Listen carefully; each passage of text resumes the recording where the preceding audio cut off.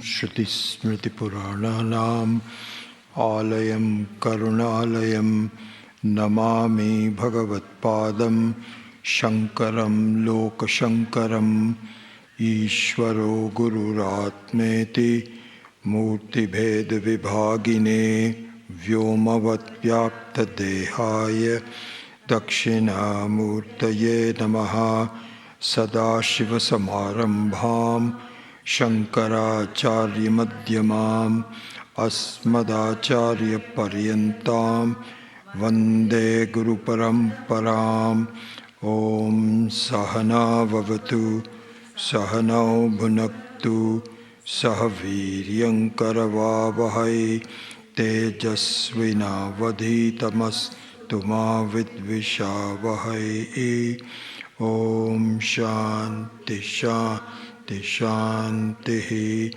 Vishwam Darpana Dishyamana Nagari Tulyam Nijantargatam Pashyanatmani Mayaya Bahiriv Bhutam Yatha Nidraya Yat Sakshat Kurute Prabodha Samaye Swatmanamevatvayam Tasmai Shri Guru Murtaye Namahidam Shri Dakshina Murtaye.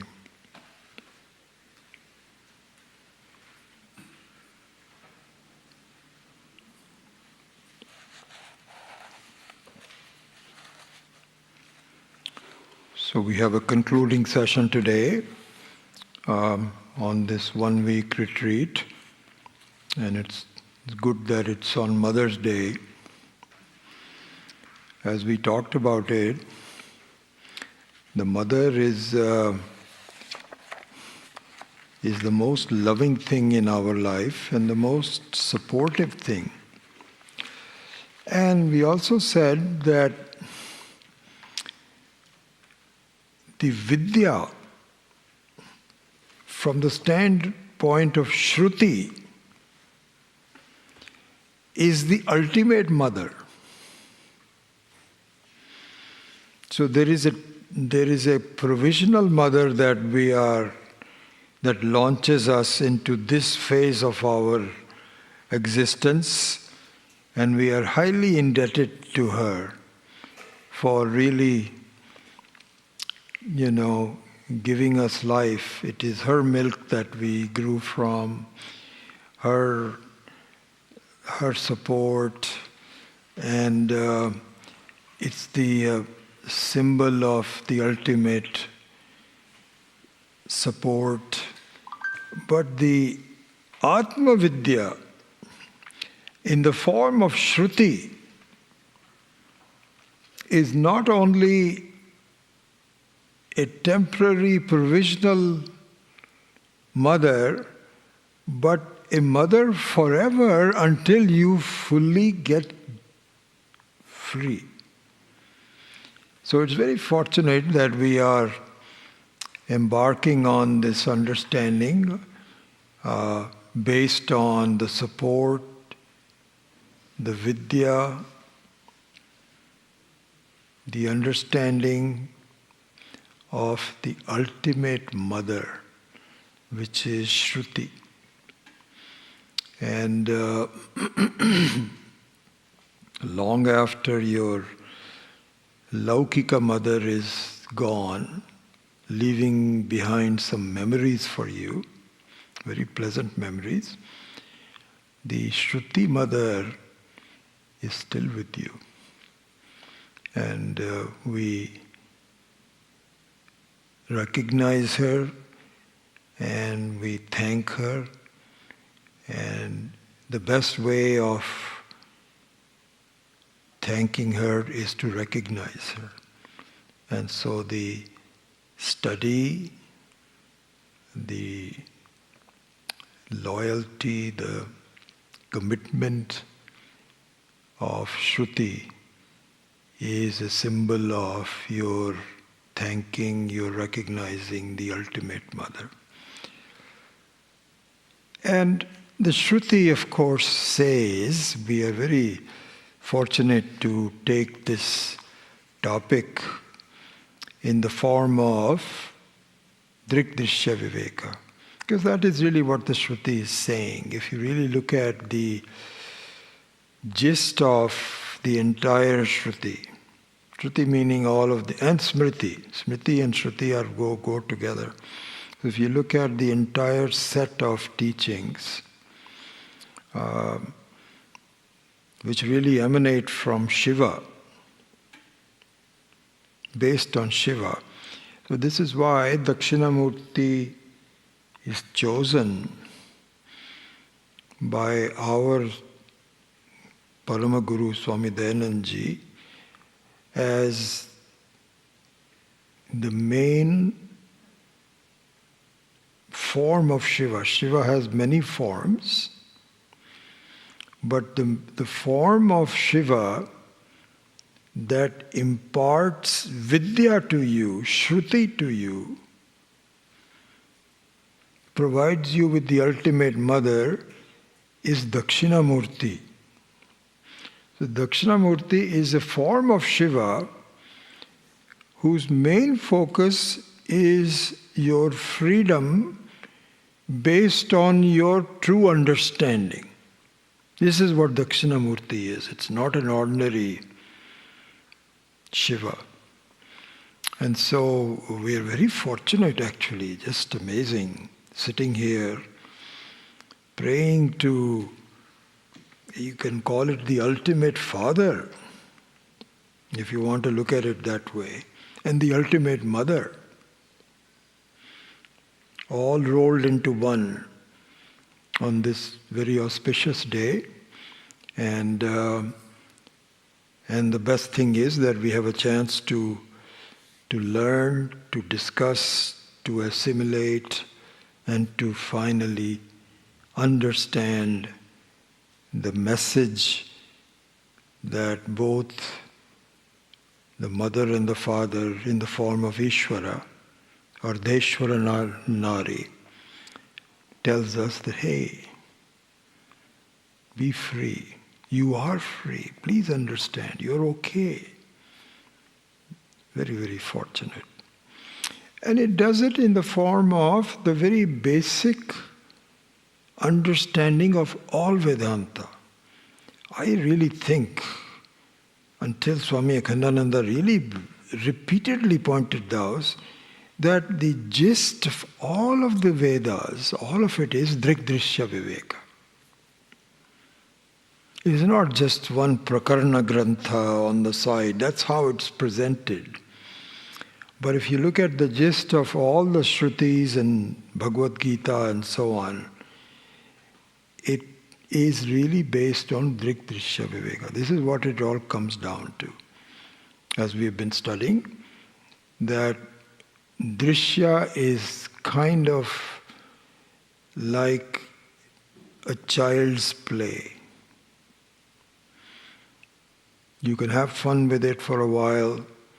While playing, you may get hurt. And then you go back to playing again. All of those kinds of things happen in terms of the child's play. But a child's play has to give to an adult stage. Because a child's play means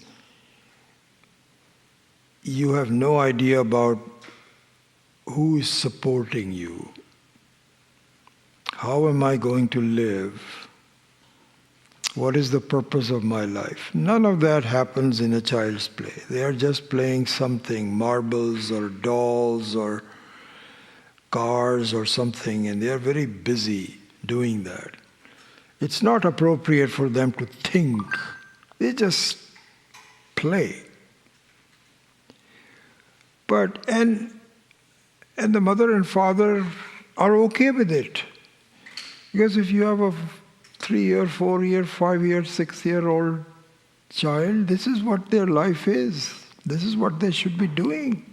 They should not be just saying, I don't know about all this, I just want to... None of those kinds of things. Just play. But that stage is temporary. It's simply a first stage of the growth. They have to really grow, eat, build their bodies, and slowly give up the child's play. Then you have to go to school, you have to learn the basics, and so on and so forth. So similarly here also in the Drigdrishya Viveka, it is said that your stage in life this is really like a sophisticated child's play. This is what it is. You get cars, you look into Tesla, and hybrids. It's a child's play. It's fun, it's good. It's your chance to play with the world. But is it the final stage? No. As we grow, we need to continue with it, unlike the child's play where they have to give up the child's play. Here we can continue with it, but really treat it as non-essential.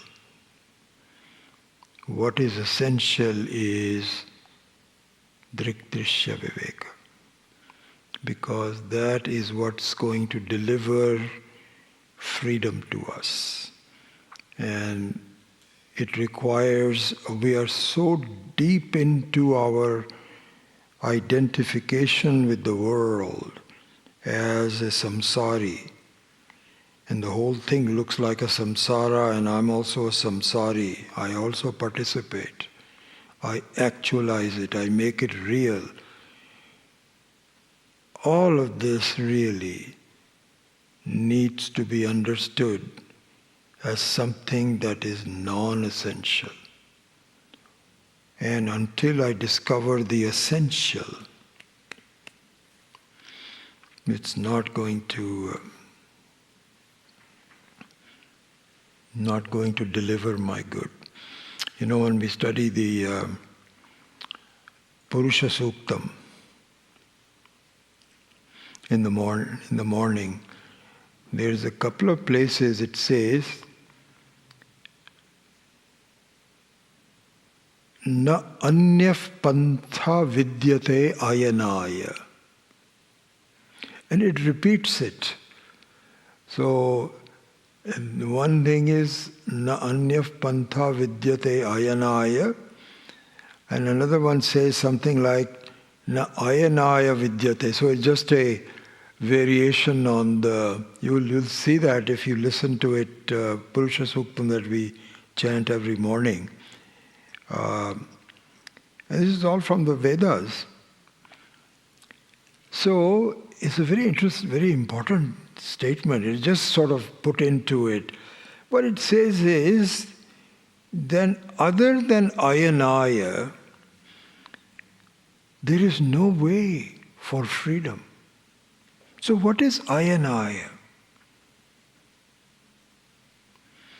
So ayanaya means, ayana, for the sake of ayanaya. Ayanaya means for the sake of ayana. Ayana means the basic place. Like for example, you say, this is what you say, Dayalaya, Alaya, Himalaya. So Hima means where the snow is called Himalaya. Vidyalaya. So Ayala means the basic place.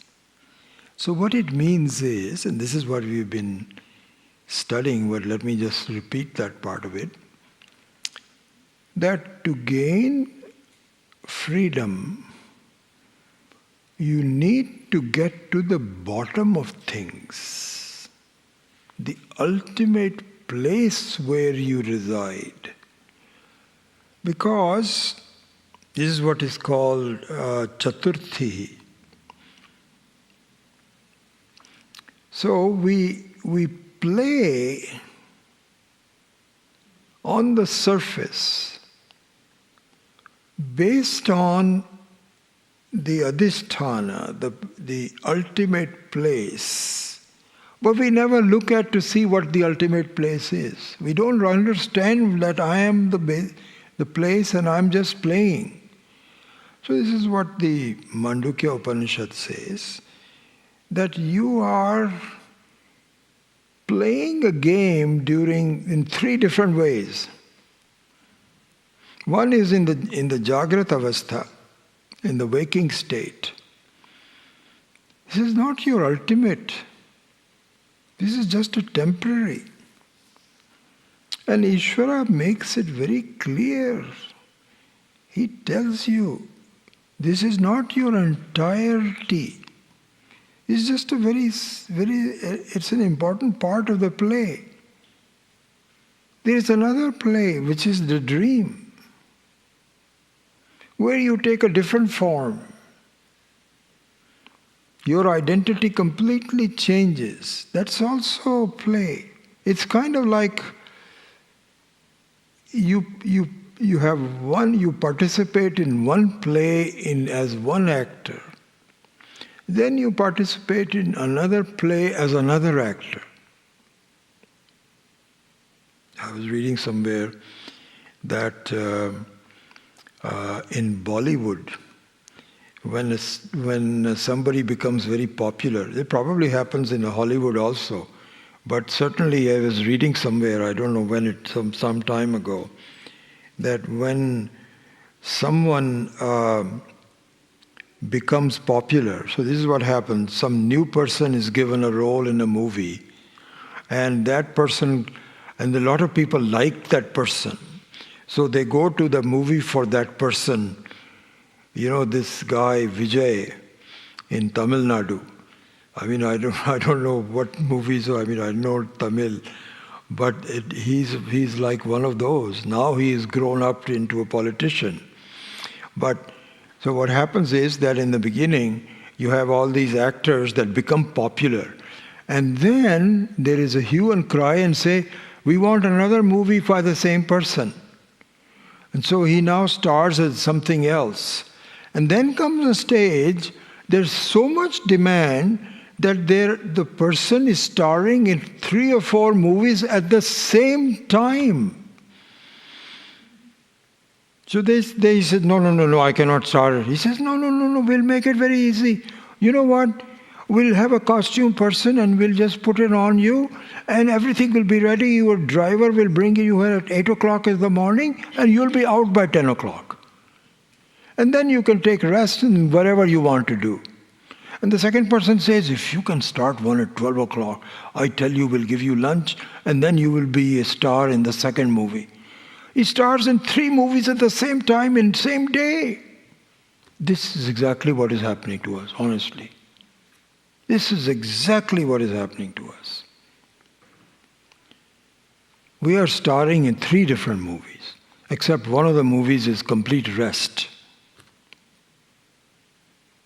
That's the most interesting movie, Deep Sleep. 3 movies. And then I was reading this article. Then there is a third stage where these popular people have made so much money. Because when you are popular, you want to cash into your popularity, so you star in multiple movies. But then if you become so well-to-do, like Amitabh Bachchan and all these people, then they only star in one movie occasionally. If people say, hey, we have a script for you, he says, no, I can't do that. They choose and they just star in one movie at a time. They have made it, they're relaxed. This is what we need to do. This is what we need to do. So right now, you are starring in multiple movies. And you are the star, by the way. You are the star of your movies. You are the most important participant. You gather right now you're gathering some friends, but this point, you are the star of this show. And we all support you. And we all mutually support it. You are the supporter of me, and I am the supporter of you. But in this waking state, you are playing a movie role. And the Ishvara says, listen, see that this is not the ultimate. This is a role. This is like, a sophisticated child's play. A movie is a sophisticated child's play. That's all it is. And Ishvara says, listen, think about it. You are not the ultimate reality. Right now I feel this is me. This is my life. And the dream and the sleep, etc. are just sort of, I don't know what they are. They're just sort of like on the side. But this is me. I began at a particular time. And I'm managing my life as best as I can.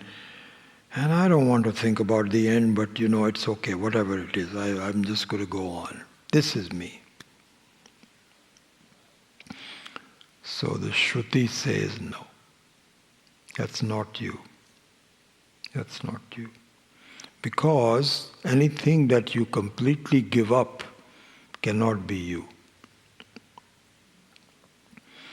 So this is why the Mandukya Upanishad is a very beautiful Upanishad, very important Upanishad, that makes you see that your existence is not just your waking state. What the waking state is you become identified with the world. It's exactly like when there is a movie going on, and so let's go back to a play rather than a movie.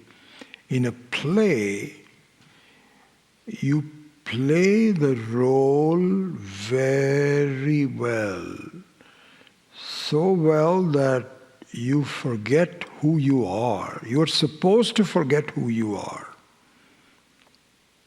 If you play a beggar and a down-to-earth person, homeless person, and so on, and you may be a millionaire, but when you play that role, you are and a good actor completely is lost in the role. So this is exactly what is happening to us. A role, a play was created for you of taking birth on earth. Sometimes people wonder, when you, and there's no answers, but I'm just giving you a puzzle that has no answer. And no answer means nobody knows exactly what is going to happen, which is, if you take a birth in the next life, will it be necessarily on Mother Earth, or will it be some other galaxy somewhere else? I think logic says that you will be back on Mother Earth somewhere. I often sometimes think about it that if I'm born again, I hope I'm not, but I don't know. If I'm born again and I'm not a complete Jivan Mukta by the end of this life, where would I like to be? Just do keep the options very, very clear. US or India? I don't want to be born in Guatemala or all these other places where there's nowhere. So the US and India are two very good, interesting examples. US is where, I chose to come here for lots of different reasons. Most importantly, my health. That's really, that made me come here. but also the life, the ability to be an engineer, to make good money. It's a very beautiful place and so on. But totally devoid of Vedic knowledge. And I was born into in India, which is a Punya Bhumi. You cannot be born in India unless you are coming close to the end of your understanding. Before that, you cannot be born in India. But it is not an easy place to live. It is overcrowded, dirty, chaotic. So, sometimes I often think, I'm not sure, I need to make up my mind and do the right prayer to Dakshinamurti. Because he says, where do you want to go next? Tell me, where do you want to go next? And people will say, okay, you want to go here, I'll make it, I'll facilitate that for you. So if Dakshinamurti asks me, I'm sure that he's silently asking me, that if your next life, where do you want to be? And I think for me the choices are very simple. Either kind of a Western world or India. This is why I tell you, I'm very happy with the development of India. I am hoping that by the time I'm born again, the roads are better, the railways are all electrified. Quite honestly, this is very interesting. I am in the US for one reason. I cannot tolerate the smoke of the railways in India. Because it's very interesting. My whole childhood was spent on railways. My mom used to live in Bihar, and I used to live with my grandparents in Amritsar. And you won't believe this. I think I was 10 or 11, and my mother will put me on, I think she put me either on second class or first class. Maybe even first class, I think they could afford it. They put me in a first class, not air conditioned, in a first class. And I was traveling alone for 30 hours. During that time, the smoke from the engine would fill my lungs. I was asthmatic. I could not breathe. And I used to think, this is what life is all about. And it will take me a month to recover.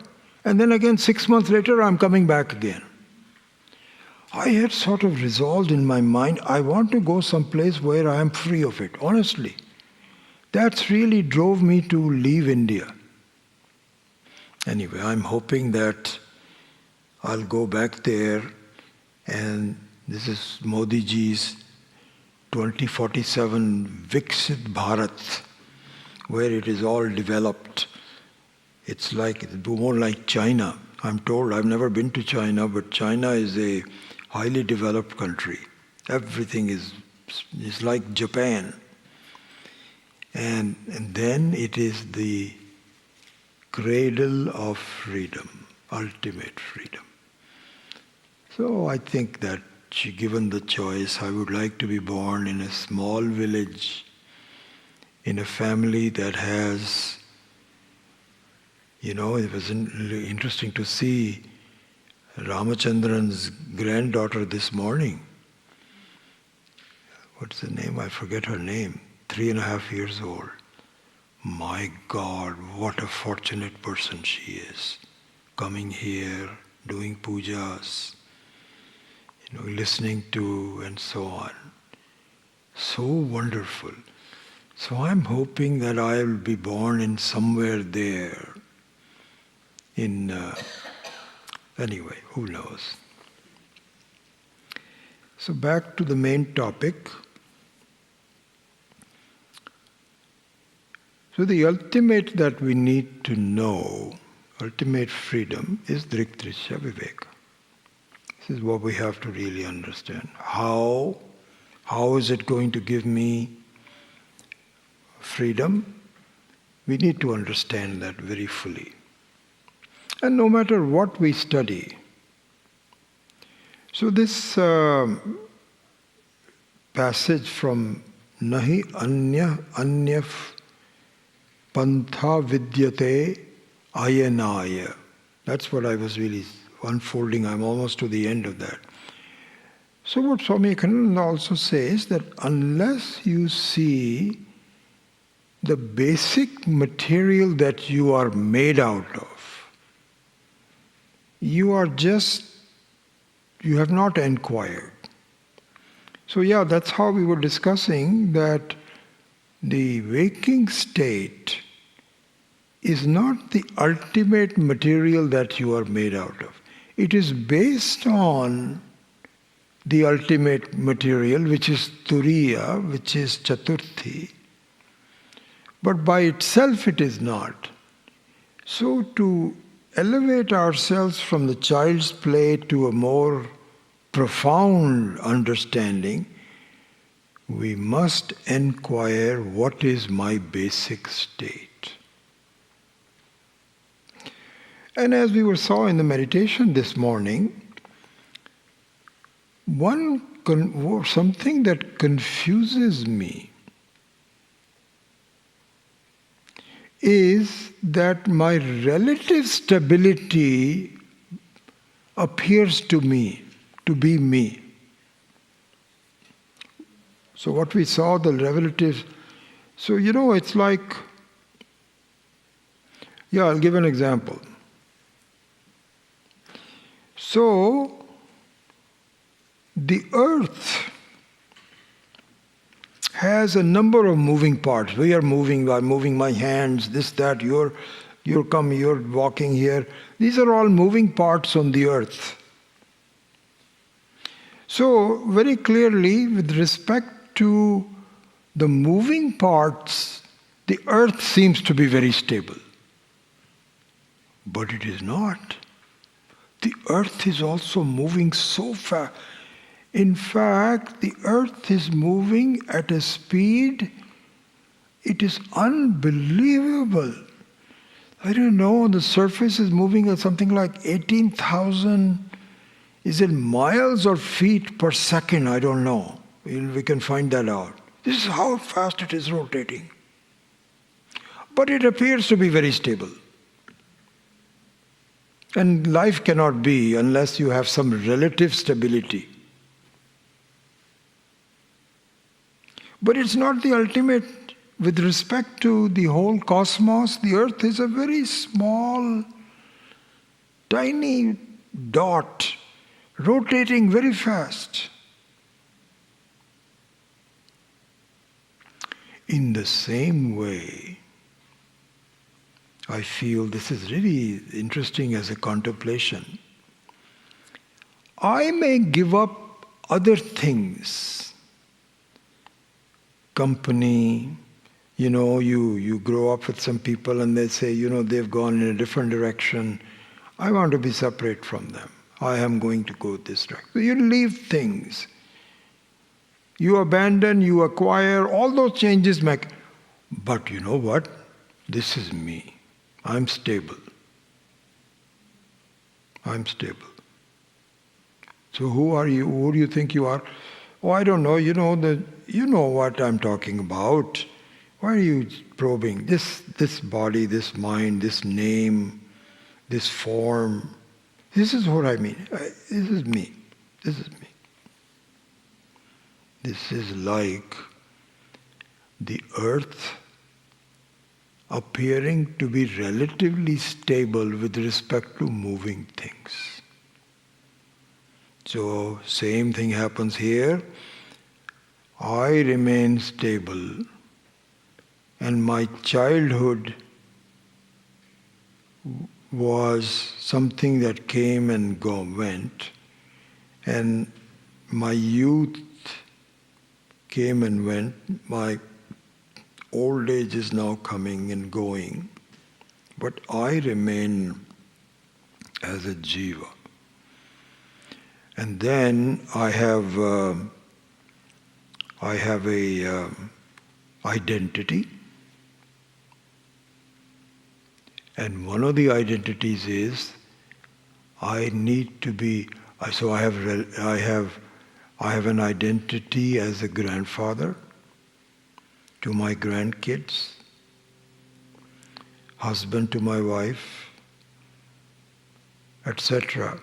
And my identity, I like my identity and I want to preserve it as much as possible. This is why people get into as many photographs as possible. Very funny scene. Very funny scene. About 5 or 6 people will be going there, and they're all ladies, 4 ladies, and they want to have a ladies group, but this man gets into there. And they don't want them, but they can't refuse him. Say, okay, come, it's okay. But they're not very happy with him. But he wants to be in there. Because sometimes after he's gone, he's hoping, what a stupidity really.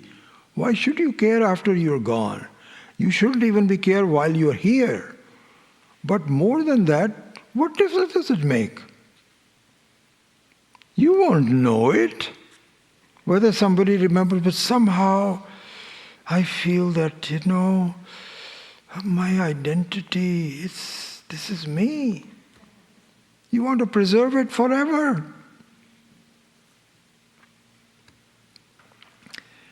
So that identity, this is what I'm saying.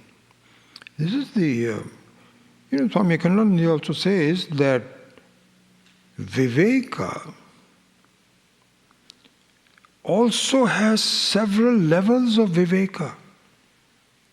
It's not one simple Viveka, Drishya Viveka, I'm done. No. There are subtleties and subtleties and subtleties. You'd start with something obvious, and then you go into something more profound. And until you do the profound Viveka, you're not going to be free. So in line of that thinking, so just look at this. I get trapped by understanding the me, the person, the jiva as a stable person. Exactly like assuming that the earth is stable and everything else can be moving, but the earth is stable. And yes, relatively, this is what ayanaya is. Ayana means what is the basic thing. So this is an intermediate stage. Prithvi is an intermediate stage of stability, not the ultimate stage of stability. Similarly, my estimation of who I am as a jiva indeed is stable. You are the one who were young, sure. And you are the same person who was old, sure, no doubt about it. But are you the same person forever? No. There's some another level that you have to go through. And if you go to that level, that becomes the ultimate. The buck does stop. This is all contained in the first verse. If you read these books, I think out of the 400 pages, 200 pages are devoted to the first verse. Rupam drishyam lochanam drik tad drishyam driktu manasam drishyaha dhivrittaya sakshi drigeva natu drishyate. So look at this. This is something that... So with respect to the rupam that are changing, the I is a stable entity, isn't it? It is like the earth example that I gave, that the earth is stable, appears to be stable.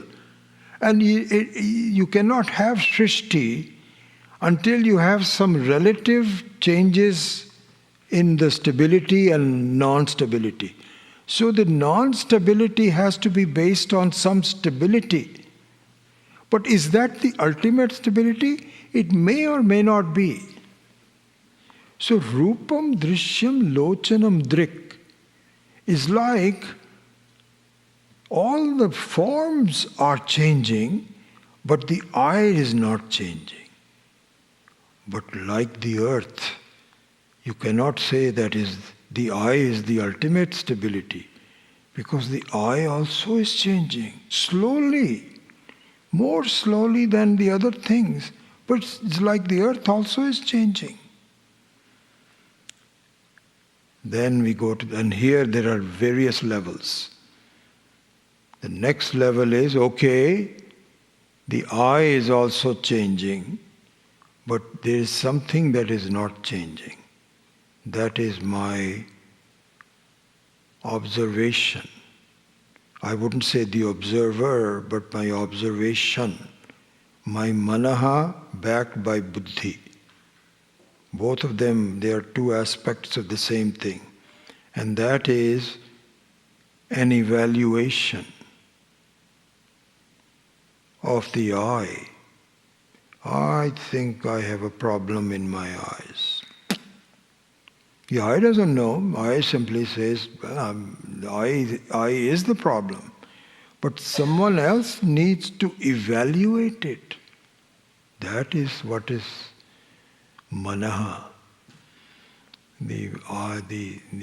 That is, so the manaha, the thoughts, is also a very sophisticated instrument. Eye is also an instrument. The manaha is a more senior instrument, buddhi. And it says, yeah, this eye has a problem, it's not able to see. Because it was interesting, when I had some redness in my eyes, and some pain and so on. Just happened last month. And everybody else was saying, hey, my kids were all saying it, Pami was also saying, your eyes are red. And I said, no, I think they're okay. But slowly the pain started to increase. And then I had to go to a doctor. I had to go to urgent care actually, because getting an appointment for a eye doctor takes 4 months. People have so many problems these days, I guess there are not enough doctors. So there you end up going to the urgent care. A nice urgent care. It's just that you have to be very patient. You waste like 3 hours, which I did. So I just went there, I was just looking to my Indian podcast I was listening to, everything was okay. Poor Pami gets very upset. She says, I don't like going there, just waste so much of my time.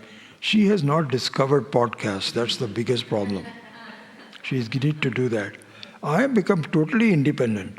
In fact, it's a big problem. I'm listening there and this nurse is saying, Vijay Kapoor, and I'm not listening to it. Then I saw this nurse sort of like, I said, it must be me. And sure enough. So I'm okay with it. It's all right. Anyway, she put some medicines into my eye and she says, yeah, it looks like you may have some infection. It'll be okay. Don't worry about it. Next day, I started seeing black spots in my vision. Swami Dayanand used to say that this was one of his biggest problems. His diabetes really affected his vision a lot. And he saw floaters all over and so on. And I used to listen to him and says, I don't know how he's seeing it. That happened to me about 3 weeks ago. I see these interesting black spots are moving around like this. And they became a little bit more. I said, oh my God, maybe something is really wrong with this. So I texted my doctor saying, I just finished my exam from you yesterday and I had some medicines and I'm seeing these black spots. And so she says, okay, I think there is an appointment tomorrow. Can you please come for that? I said, sure, I'll wait for that. funny thing happened. I wake up the next morning and the black spots are all gone. And I went there to see her, and she says, "Now where are the black spots?" And I'm doing like this. They're not there. And I said, "I swear they were there yesterday." She was saying, "You're fooling me." I said, "No, I'm telling you." I don't know, why am I telling you all these stories? I have no idea. I think I've lost the context. Huh?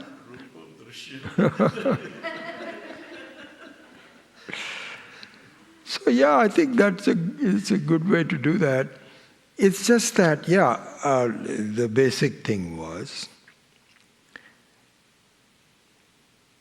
the drishyam is changing and something is very solid relative to it. The solid thing also changes and your mind is very steady.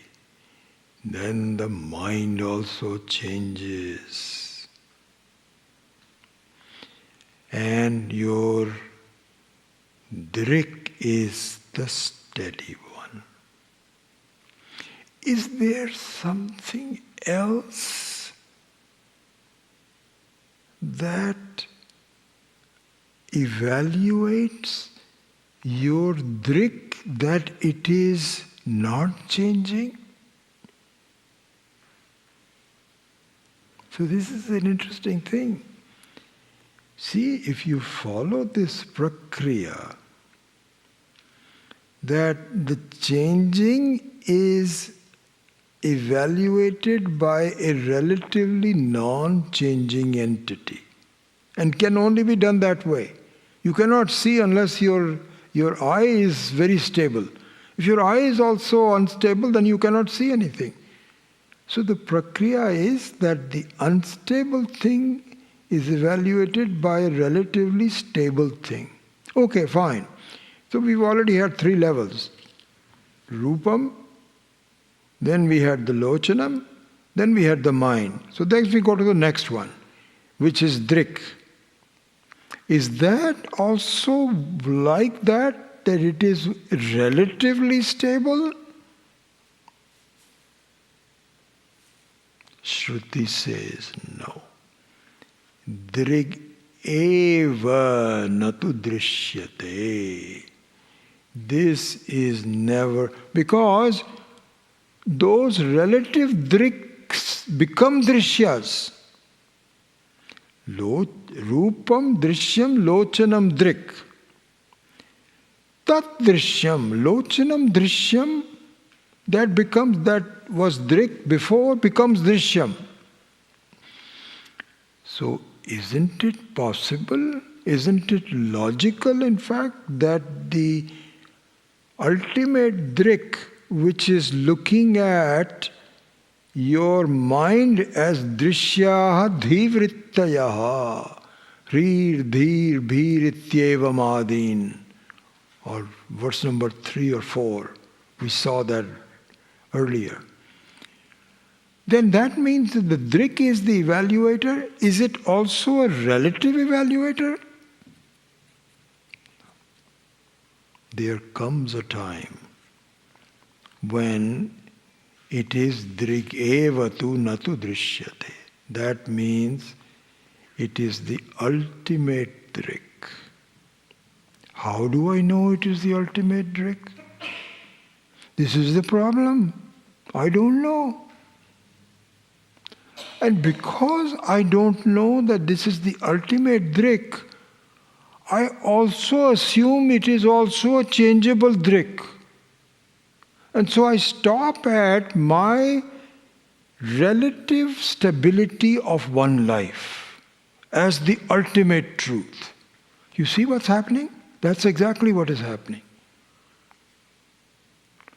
I don't know that I am the ultimate drik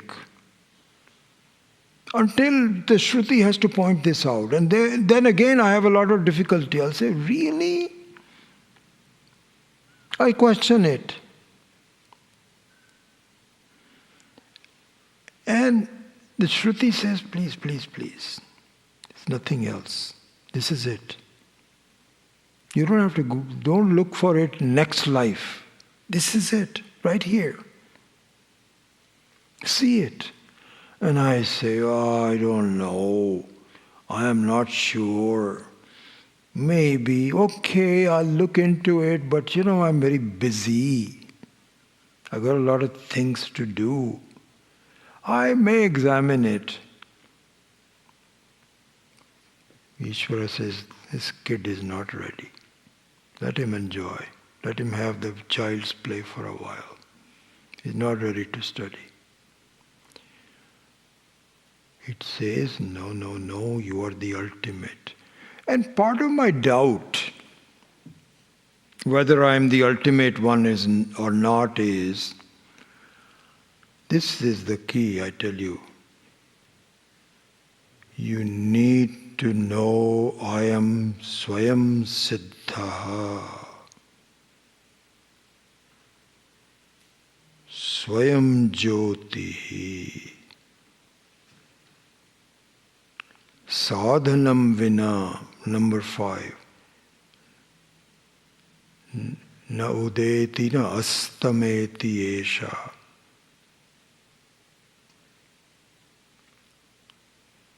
Sadhanam vina bhasayati. This is not easy to appreciate, but needs to be appreciated. When I do that, so I tell you, this is the thing, is that I am denying my own truth, even though it is ultimately obvious. But I keep denying it, and that is what you can call it anyway, antakarana shuddhi, ashuddhi, etc., etc. I just need to grow up to a point. You're okay. And so that becomes na anyaf pantha vidyate ayanaya, means that until you see the ultimate adhisthana. What is the ultimate adhisthana? Drik swarupatvam. Until then, they are all kind of drishya. What is drishya? What is drik? What is the jiva? What are the samsara? They all get confused. But we need to sort of distill it into something very simple. This is what Shruti does, is to do in a binary, and this is what the basic computer is made out of. Computer is made out of the binary 1 and 0, 1 and 0. You just distill it down to very simple things. Is you this or this? And so the semi-ultimate viveka, step number 2, is drishya is different from drik. Then the PhD level vidya is that drishya is also nothing but a mithya which is based on the satyam of drik alone. You are the satyam. Samsara is the mithya. Your estimation is mithya. This is what we have to do. I feel that whatever study you are embarking on, whichever text you are studying, Bhagavad Gita, generally speaking, everybody loves the Gita and should. It's a very beautiful text, or any other text that you're doing. Please remember the core of the entire Shruti is Drik Drishya Viveka. Very beautiful, very important. And I didn't see that kind of a centrality to Drikdishya Viveka until I read this book. So I'm very grateful to Swami Akhandananda for opening my eyes. And I'm very grateful to all of you for giving this opportunity for an introduction to the science of Drikdishya Viveka. I think I'm mature enough to realize it's not a question of my being a teacher and you're sitting there. We are all the same people. We are the same issues. I'm not done yet, but I'm getting there, slowly getting there. I can tell, I can see the silhouette, I can smell. And so the ability to redouble the efforts, which I will now do. So what I propose to do is to continue this dialogue in the form of at least a monologue. I'm not about a dialogue. In the form of podcasts, which depends upon, podcast makes it easier, depends on when I'm free rather than on a fixed time. So we will do that on our AVC Bay Area channel, which I think we will transfer these classes that we have held from AVG to AVC. And I've talked to Richa already. I think we will make that happening probably in the next few days. So they are all there in our channel. And then we will continue on in a very structured manner through all the 35 verses. All of them are very important. And we have only done like 2 or 3 really. So this will take the next year. I'm looking forward to it, really. So it'll be interesting. We will do we'll inform you as to how that will be. So I'm very grateful for all of you for agreeing to come there in front of Dakshinamurti and having this dialogue. And I'm happy for you and I'm happy for myself that this study slowly takes us into better clarity, better focus towards the understanding of our basic nature, which is Ananda. So with that, I close the class and also the entire retreat at the Sailorsburg Ashram. Om Asato ma Satkamaya Tamaso ma Jyotirgamaya Mrityor ma Amritam Gamaya Om Purnamadav Purnamidam Purnamudachyate Purnasya Purnamada Purnameva Vashishyate Om Shanti Shanti Shanti Sri Gurubhyo Namaha Hari Om. So if you have any Guru Dakshinas, we can just give it to Karthik ji. It should all be paid to the ashram itself. And we won't have any formal ceremony. I think he already came here. So you can just, and in terms of our own prasada, you have the book by Swami Viditatmananda, Drikdishya Viveka. Please go through that also. Well, I think Swamiji has a very complete understanding. When I extol Swami Akhandananda, it is simply the elaboration, the teaching, the commentary on it, but the basics remain the same. And Swami Viditatmananda is very clear about the whole thing. So whatever he says in these books, or in his book, will be a very good revision for you in English. So I hope you can do that. So it will be a good supplement to our podcasts that we will be doing.